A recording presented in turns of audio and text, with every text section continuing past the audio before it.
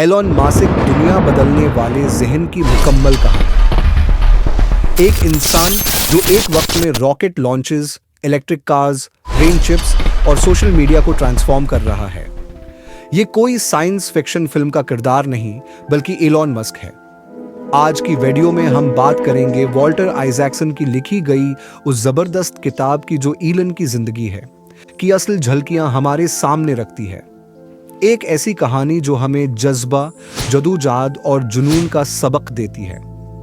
Elon Musk का बचपन south Africa में गुजरा, जहां वो अक्सर अकेला रहता था। उसके वालिद एक इमोशनल अब्यूजर थे और स्कूल में उसे इतना शदीद बुली किया गया कि एक बार वो सीढ़ियों से गिरकर बेहोश हो गया।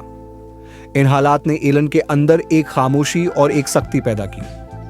बचपन में ही उसने साइंस फिक्शन पढ़ना शुरू किया और कंप्यूटर प्रोग्रामिंग सीखकर 12 साल की उम्र में अपना पहला हफ्ता किया। वीडियो गेम बेचा। यही वो वक्त था जब उसके अंदर दुनिया को बदलने की ख्वाहिश जन्म लेने लगी और वो आम जिंदगी से मुख्तलिफ सोचने लगा।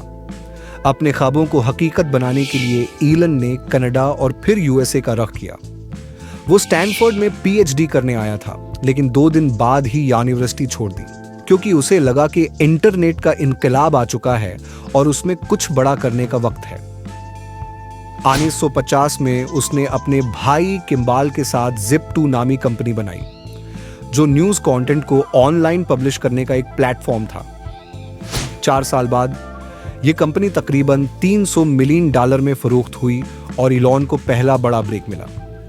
उसके बाद एलॉन ने एक्सकॉम के नाम से ऑनलाइन बैंकिंग की कंपनी बनाई, जो बाद में मर्ज होकर पेपाल बनी। पेपाल की कामयाबी ने उसे एक बार फिर अरबों डॉलर का मालिक बना दिया। लेकिन यहां से एलॉन मस्क का असल मिशन शुरू हुआ, दुनिया को बेहतर बनाना। उसने टेस्ला में सरमायाकारी की, जहां उसका मिशन था कि दुनिया को फॉसिल फ्यूल से निकालकर सस्टेनेबल एनर्जी की तरफ ले जाया जाए। टेस्ला की कामयाबी कोई रातों रात का कमाल नहीं। एलन ने दिन रात फैक्ट्री में काम किया, प्रोडक्शन लाइन पर सोया और हर छोटी चीज खुद मॉनिटर की।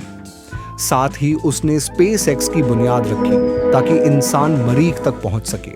जब स्पेस एक्स के रॉकेट 3 बार फेल हुए तो कंपनी बंद होने के करीब थी, लेकिन चौथी बार कामयाबी ने तारीख रकम कर दी। वॉल्टर आइजैक्सन लिखते हैं कि एलॉन के अंदर एक खास कैफियत आती है जिसे वो डीमन मोड कहते हैं। उस दौरान वो हद से ज्यादा फोकस्ड, बेरहम और डिमांडिंग हो जाता है। यही वो कैफियत है जिसे वो डीमन मोड कहते हैं, जो उसकी कंपनियों को एक्स्ट्रा ऑर्डिनरी हाइट्स तक ले गई। लेकिन उसके टीम मेंबर्स के लिए यह रवैया अक्सर इंतहाई मुश्किल बन जाता है। वो इमोशनल एम्पैथी नहीं दिखाता, रिस्क लेता है और हमेशा इम्पॉसिबल को पॉसिबल बनाने की जिद करता है।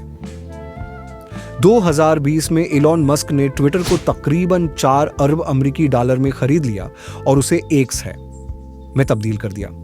उसका मानना है कि एक्स एक ऐसा यूनिवर्सल ऐप बनेगा जहां मैसेजिंग, पेमेंट्स, न्यूज़ सब कुछ एक ही जगह होगा। लेकिन ट्विटर की एक्विजिशन के बाद उस पर सेंसरशिप, एम्प्लॉय फायरिंग और रैंडम डिसीजंस की वजह से शदीद तनकीद भी हुई। एलन मस्क का ख्वाब है कि इंसान मल्टीपल प्लैनेट्स पर बसे। वो अर्थ को एक सिंगल पॉइंट फेलियर नहीं बनने देना चाहता। स्पेस एक्स के जरिए वो स्टारशिप लॉन्च कर रहा है जो मार्स तक इंसानों को ले जा सकेगा। साथ ही वो न्यूरलिंक पर काम कर रहा है, एक ऐसी ब्रेन चिप जो इंसान के दिमाग को मशीन से कनेक्ट करेगी। किताब के मुताबिक एलॉन एक कॉन्ट्रडिक्टरी शख्सियत है। एक तरफ विजनरी जीनियस तो दूसरी तरफ रूथलेस बॉस, लेकिन उस कॉन्ट्रडिक्शन में ही उसकी ताकत है।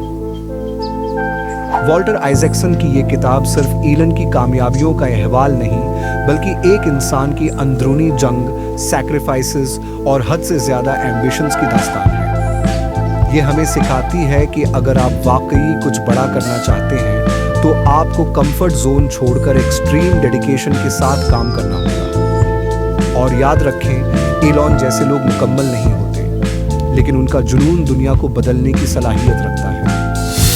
अगर आपको ये वीडियो पसंद आई हो तो लाइक और सब्सक्राइब करना न भूलें। कमेंट्स में ज़रूर बताएं कि आपको एलॉन की कौन सी बात सबसे इंस्पायरिंग लगी और अगली वीडियो आप किस किताब पर देखना चाहते हैं।